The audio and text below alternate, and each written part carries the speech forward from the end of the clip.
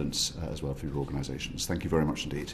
I'm now going to welcome our next witness, and she is Katharine Birbalsingh, CBE, who is joining us virtually. Katharine Birbalsingh is the headmistress of the Michaela Community School in Wembley and is the relatively recently appointed chair of the Social Mobility Commission. Thank you very much indeed for joining us, I assume from school. Yes.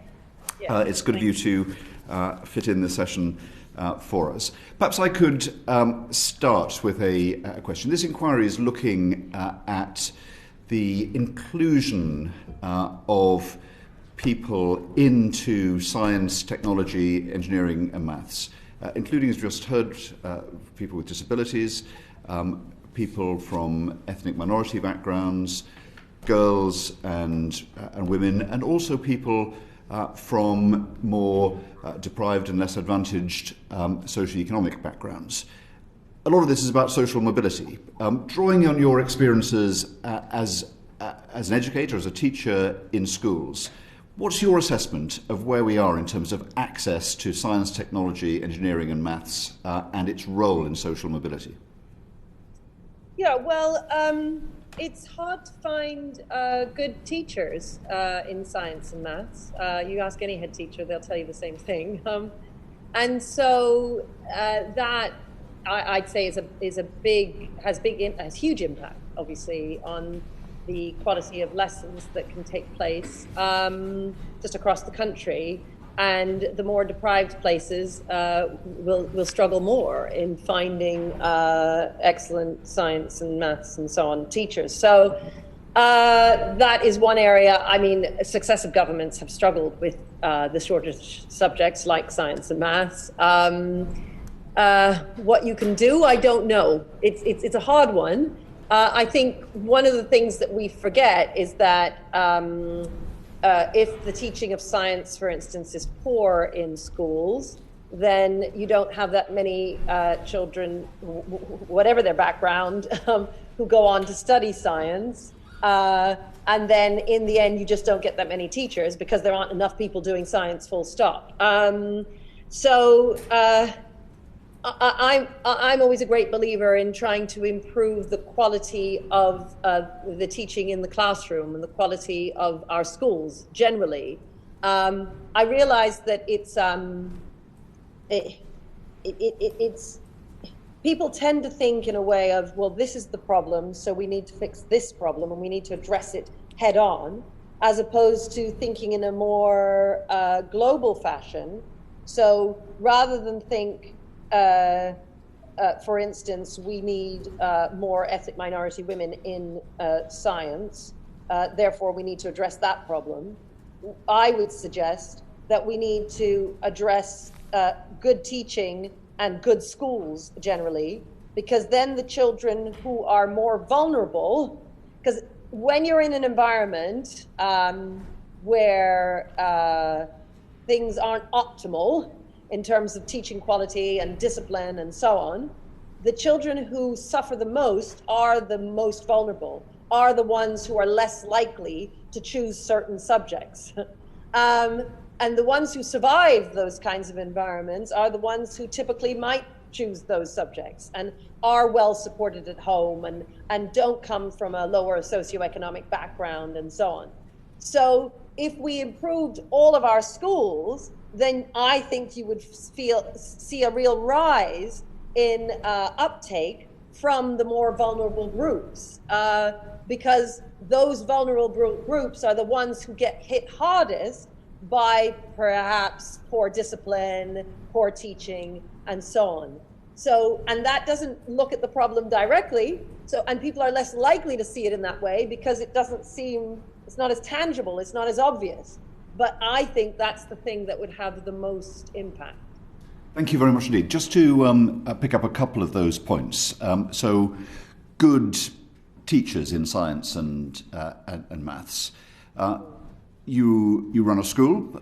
You have to find good teachers, just as you described. Have you found it especially challenging to source, as it were, STEM teachers, and what do you do to make sure that you attract them?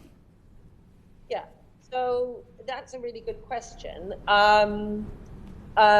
Yes, I find it more difficult to attract science and maths teachers, but we do a lot of training on site for our teachers. So I would say that that's one way in which we differ from many schools.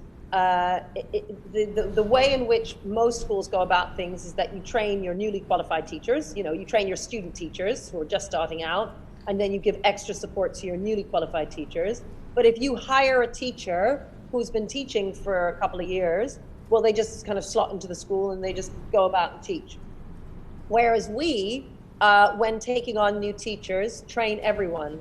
Even if you've been teaching for 7, 8 years, 10 years, doesn't matter. We train you as if you're brand new.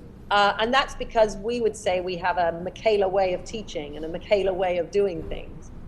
So everyone needs to kind of get on board with that.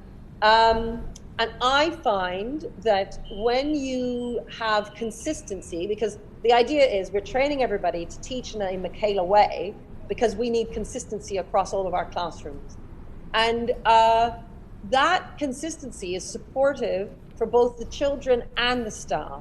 So the staff can find, I've employed staff, for instance, who have left teaching, who've said, I can't do it, and then they come here, but we train them, and then they feel supported enough to be able to deliver in the classroom. And that's because of the consistency towards discipline, towards teaching styles, and teaching methods used in the classroom, which everyone is delivering. And I would say that in schools, there tends to be a sense that teachers need to have autonomy to sort of do whatever they want. And when I say whatever they want, I don't mean, they can walk out the door and not teach and stuff. I mean, there's obviously certain basic expectations, but what I mean is that people are reluctant to talk about one best way of teaching. People are reluctant to talk about,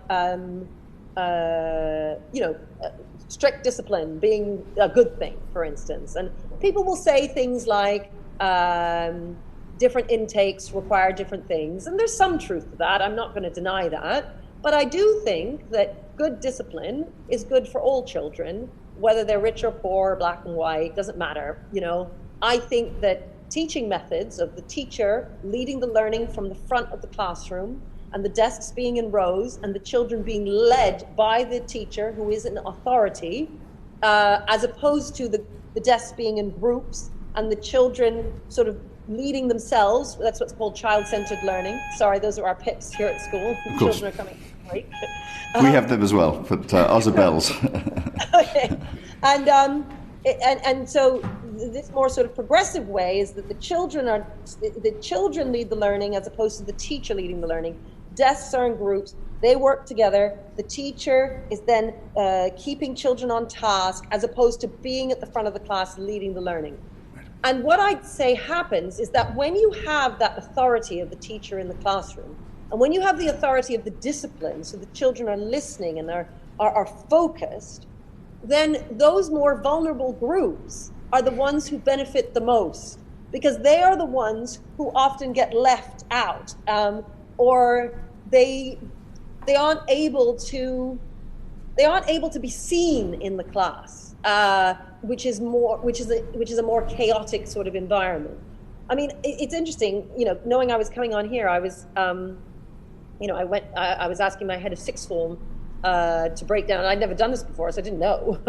And I was asking them to break down. It was interesting because even with us, in physics, for instance, it's a very small number of, it's 16% girls, for instance, whereas it's 84% boys.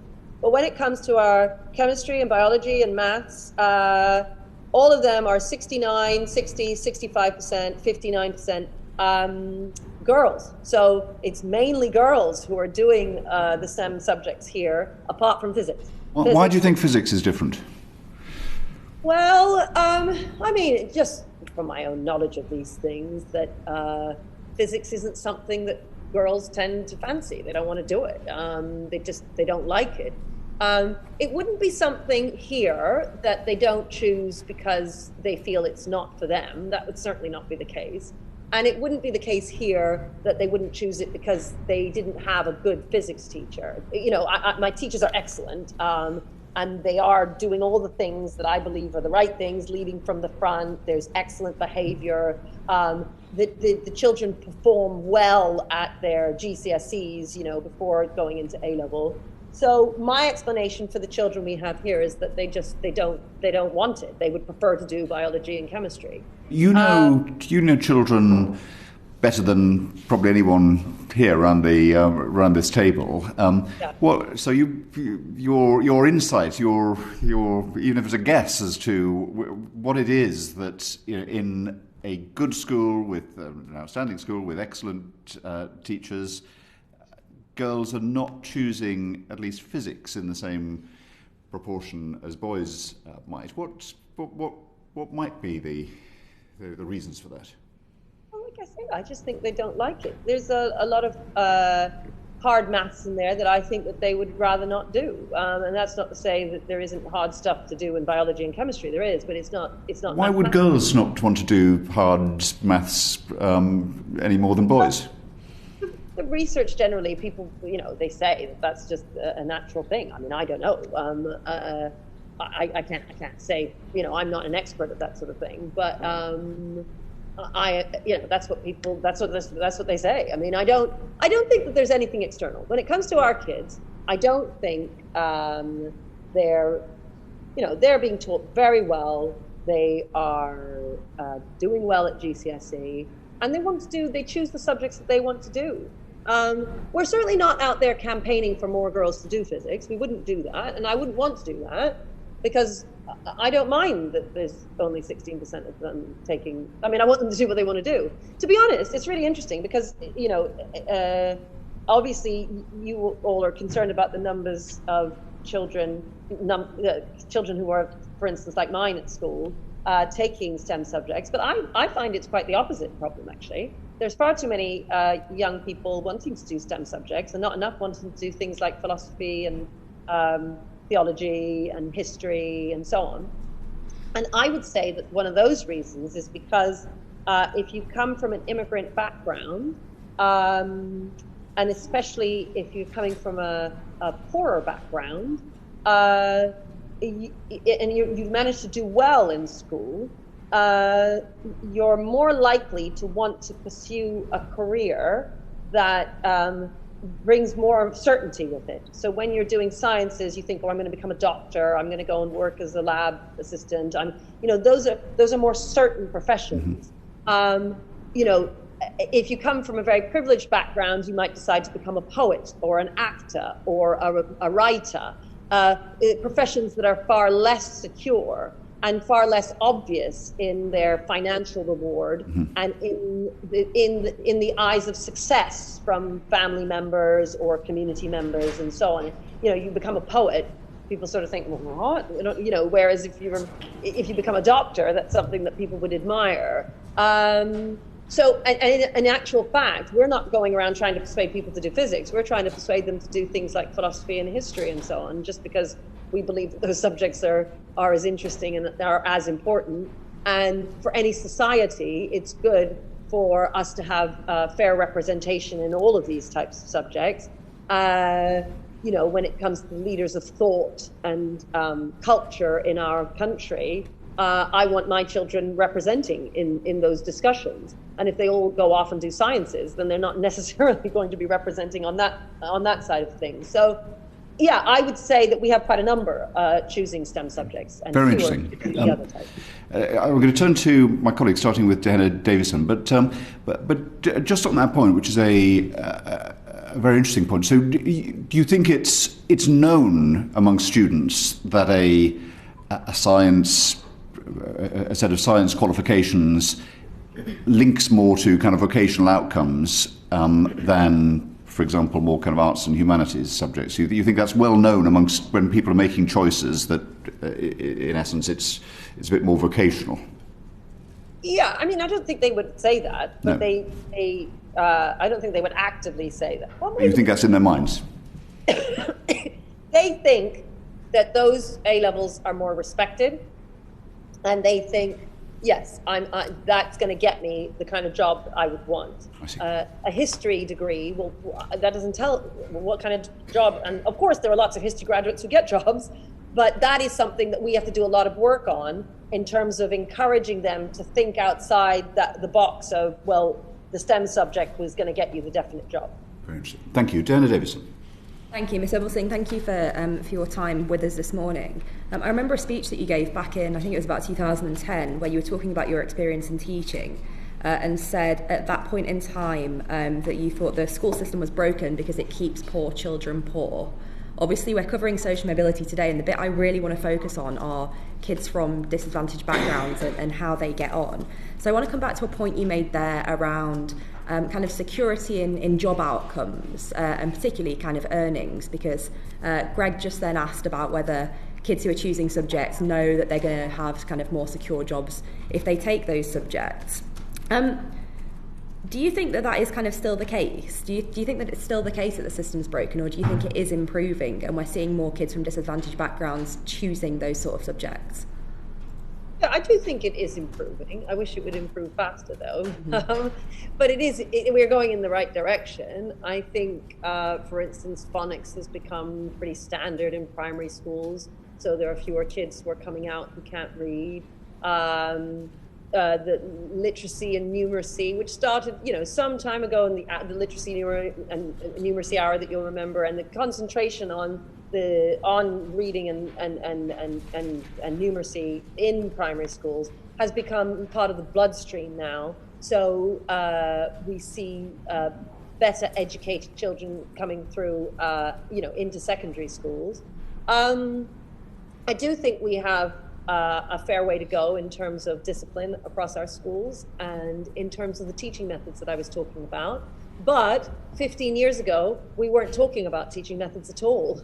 That wasn't up for discussion. The progressive way of doing things, the desks in groups and children leading their own learning and authority being with the children as opposed to with the teacher and so on, that was just normal. That was what it was to teach. Whereas nowadays, there is a debate that's had. In fact, I was just speaking to a couple of teachers of mine who are going to join in September, and they were saying to me that on Teach First, nowadays it's very clear. They're told, well, there's this one extreme way of doing things, and then there's this other extreme way of doing things. And traditional progressive is what they say, and then there's this in between. And there is a discussion, and people are allowed to sort of discover things and look at that range of variety, which just didn't exist 15 years ago. We are definitely moving. The narrative has changed, and what we have demonstrated, what has been demonstrated to work has also changed, I'd say, in the last 15 years. So that's really positive, because schools and education, of course, play such a huge part in enabling social mobility for children. Mm-hmm. Oh, quite right, and we know that one of the really crucial things in kind of promoting social mobility also are role models, when kids can see kind of people like them who've managed to break out of, tough parts of the city or tough parts of the country to actually make it. On that basis, do you think that there is a link between kind of underrepresentation of certain groups in STEM subjects and the number of young people taking them up? You'd have to ask different schools what they do. I totally believe in role models. So we have people coming in every couple of weeks, if not more, from different backgrounds and different professions to come and speak to the children and say, this is what I do, and this is something to think about, etc. And then we make sure that all the children are signing up. So you've got 100 kids in each of these talks listening to what they're saying. But that is one way. I do think more could be done from government in terms of, how do you get these people into schools? And there are, there is an organization you can kind of sign up for to get speakers in, but I'm not sure enough is done to encourage ordinary people in the workforce to go into schools and talk about their professions. And you see, I just do it on my own. I go on my Twitter and I say, I need people to come and speak at my school. And because I'm me and I've got loads of followers, I get loads of people replying. And then I just get all these people coming in who I've just found on my own. But not every head teacher can do that, obviously. So, it is, I think it's huge. It's such a huge, I myself am learning from these people who come in, because they come and they have jobs I've never even heard of their job. And I think, well, great, come and tell us what you do. So it's very eye-opening for the children and for the teachers. And that is one way in which I think we could support schools better. Thank you. And can we talk about subject choices and kind of the points at which young people are making those decisions? What would you say are some of the kind of key influences for young people in choosing, let's say, their GCSE subjects? Yeah, that's a really good question. So what I'd say, which wouldn't be very popular, I think, but is that I do think we want to reduce the amount of choice we give young people. And the younger they are, the more you reduce that choice. And so you don't say to a 5-year-old, well, you cross the street as you like, it's up to you, and you lead them to it. You wouldn't do that. You would hold his hand, you would point out the green man, you would do all of this stuff, scaffold him getting across the street successfully. And I think the same thing goes for children who are at secondary school. And I think too often we sort of think that children are all grown up when they're 11 years old and they join school. And, I often say to the families here, when they're 15, 16 and they're coming up to their GCSEs, but I say it to them before as well, but in particular then I'm saying, look, when they were 2, you didn't let them just walk on their own. You were helping them.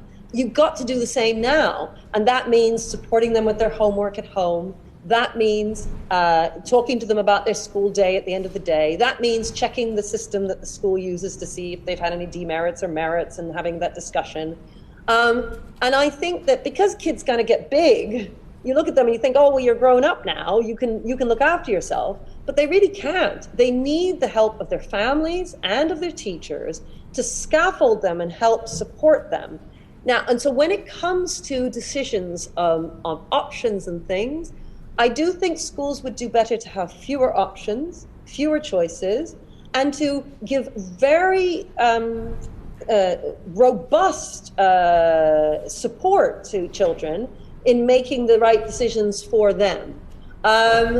Because if you just leave it up to kids and just say, well, it's up to you, you do it, or, sometimes in schools it's just sort of left up to the head of department of that particular department.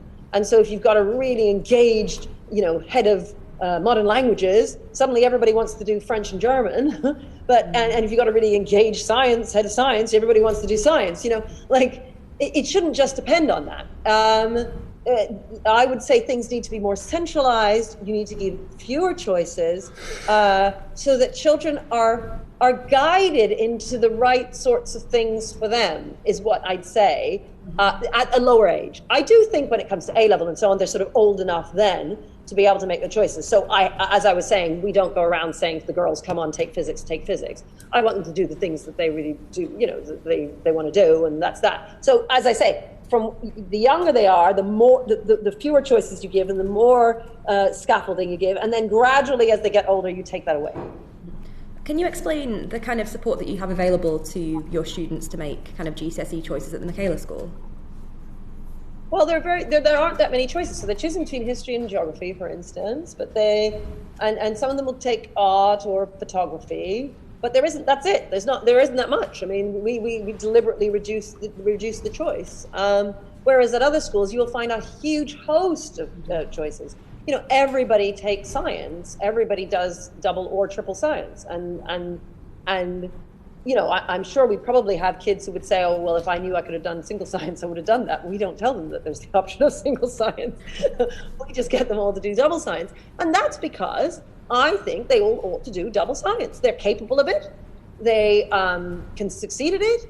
And if they've been taught well from year 7, even your kids, in your bottom set, they can do double science and do well at it. And I think it's my duty to make sure they do it. Now, not everybody would agree with that, and they would say, no, but it's up to the kids.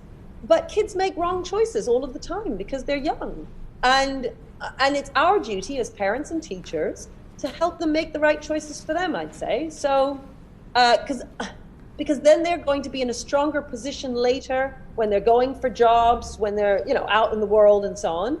It's our duty to make it so that they're going to succeed later, I think. So on that point about kids making wrong choices or choices that they may later regret, do you think that the current education system is kind of forgiving enough to let kids sort of change their mind and try and divert onto a different path? What do you mean, change their minds when? As in, if they decide to take a certain set of subjects at GCSE and then go through it and decide actually at A-level I'd like to do something else, that can be quite difficult, can't it? Do you think there should be a bit more flex? Well, it's not so much about whether they should or shouldn't. It can be quite difficult if you haven't got a background in that subject. And, if you're super able, then you'll probably be okay. But for the vast majority of people, it's just a real disadvantage if you haven't been properly educated in that sphere before you want to, because A-levels are hard, and if you haven't got a GCSE before that, you're going to, it's already hard enough if you've got a GCSE in it, right? There's a massive gap between the standards required at GCSE and the standard required at A-level. And that is actually something that disadvantaged children can fall into that trap. They don't realize. If you don't have family members who did that jump themselves, who also did A-levels, that they can explain that to you. If the school hasn't done a great job of explaining that gap, you then end up taking A-levels which perhaps aren't right for you, and then you end up failing them, and that's not a good thing. So I don't think it's, I think it is just, the fact is A-levels are hard, and if you haven't done, like if you're doing single science, for instance, in order to go on and do sciences at A-level, you can't do it. I mean, you will really struggle if that's the case. You really want to have done double science or triple science in order to succeed at sciences at A-level.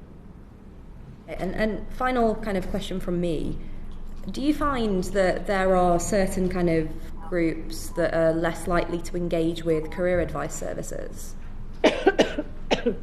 Well, again, it depends on how much the school leans on the children. So, like I said, we've got these people coming in from everywhere to talk to them about their careers, and we've got 100 kids going into these into these talks. And I don't think 100 kids have genuinely sort of chosen it. And when I say chosen it, if we'd said to them, you can go home because it's the end of the day, or you can go and hear this talk about engineering, the vast majority of them will go home.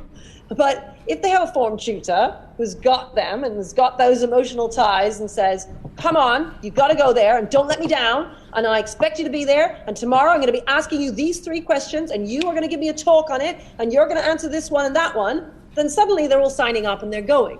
So anyone who's a teacher sort of knows the influence that a teacher can have on a child, and that when you give this sort of free choice to them, it's not because, like, if you say you can go home or you can go to the talk, obviously they're going to go home. And the ones who might not are going to come from the backgrounds where the mum has said to them, you better make sure you're at that talk. Somebody has said it to them. That's the point. Somebody's putting pressure on them to do the right things and to choose the right things. And if you don't have the background, because your mum is working 2 jobs and has 3 kids and isn't able to engage with your life in that way, or because your family is just in a difficult situation at the moment, or because your family doesn't speak English and they don't know, or they're refugees, or any number of reasons, you're not able to get that support. The school and the teachers need to be able to stand in and give that support. But if the culture in our schools and in our society generally, so I'm not blaming schools here, I just think this is our culture in the West, which is one of, no, everybody's free to do what they want, let the kids just choose, kids from disadvantaged backgrounds, more so, but all kids, but even more so the disadvantaged, this is where I started at the beginning, the vulnerable groups, will end up making the wrong choices for themselves. And the only way they'll make the right choices for themselves is if you are strongly encouraging them. So, and then what happens is, because we've been doing this for a while, and these people are coming in every other week, it then just becomes part of the culture. So they know that the expectation is that they should go to these things, and so they go.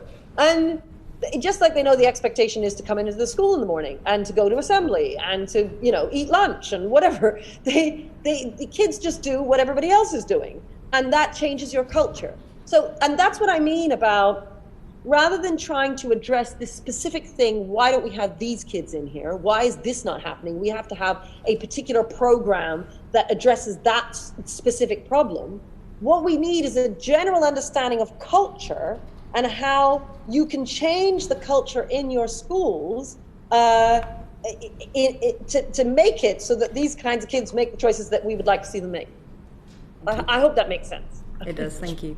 Thank you very much, Dehenna. Rebecca Long-Bailey. Thank you. Looking broadly at social mobility, how important is a joined-up cross-government approach to improving social mobility?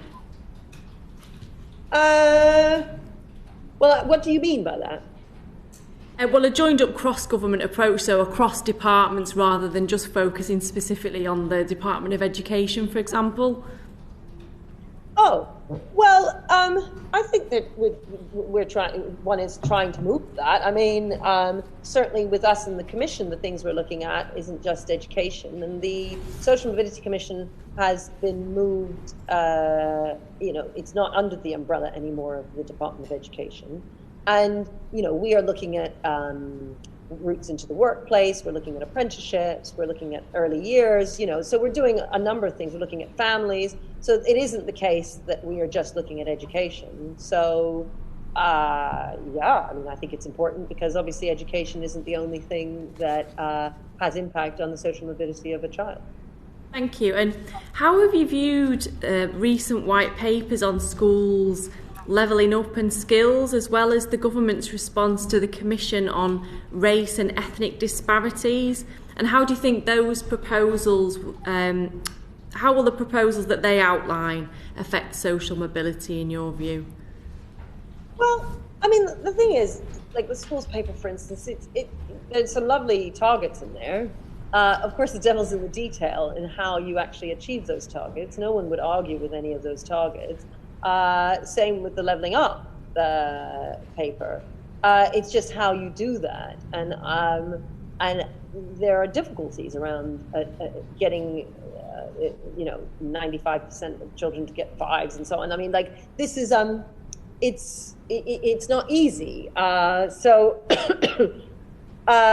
Things like teacher shortages, the culture that I just spoke about in our society and in our schools generally, where, you know, there isn't enough authority in the classroom from the teacher. Those things need to be addressed, and they can take some time to address. So I suppose I sort of worry about the targets that we've announced that these are the targets we're going to achieve, but I'm not sure how we're going to achieve them. That's my worry, really. Having said that, I think there's lots of good stuff in the CRED report with suggestions on how people can achieve, what are the cultural motivators to help young people, or adults for that matter, make the most of what they have. That's always our approach here at Michaela, that there are obstacles that will be in front of our children, there's no doubt, but that in order to succeed at life, we need to give them the knowledge and the skills that will help them overcome those obstacles as best they can. And that's not just about learning science or history or, you know, English. It's also about building resilience, determination, ambition, a real sense of purpose, understanding personal responsibility of what you are responsible for, and not always trying to find fault on the outside. And even when the obstacles are on the outside, to think, right, well, how am I going to get over that obstacle? And that growth mindset and resilience is very powerful in making young people successful. And I'm very, supportive of all of those ideas wherever I see them, including when I see them in government papers. Thank you. And you mentioned concerns about the targets that were outlined there. Have you got similar concerns about the targets outlined in the recent Inclusive Britain paper, such as teaching an inclusive curriculum and replicating the factors of educational success for all communities? Yeah, I have to say I don't know the specifics on that, but generally speaking, yeah, what was said with regard to the report in Inclusive Britain is I would tend to agree with, although I don't want to say definitely because I don't know that specific thing. But I mean, what do you think they mean when they say all communities? Can you explain to me? Well, that's $1 million question, isn't it? It's very vague and ambiguous. Right. Okay, so it's hard for me to answer because I don't know what they mean. Maybe I don't know. I don't know. I'm trying to think, what do they mean by that? And I'm not sure. So I don't know. I can't really say because I just don't know. Thank you. And moving on, do you think the government's right to focus on improving numeracy outcomes of pupils not meeting expected standards? Yes, except how are we going to do it? That's the thing. And when I say about how the Commission, we'd like to look at early years, and I would really love for us to try somehow as a country to make it really obvious to families what they need to do in the early years. Because while obviously I'm looking at improvement with schools and education, and that's always been my thing and still is my thing, I know the impact that families can have, and in particular the impact that families have long before the children ever go to school. And all of the literature talks about this, the divide that happens at 3 years old between the haves and the have-nots, and a child growing up in a home which is from a poorer background will only have access 25 hours of stories as opposed to 1,500 hours of stories, and their literacy will be far behind the literacy of another 3-year-old from a different background. And so by the time they get to school, the school is then playing catch-up.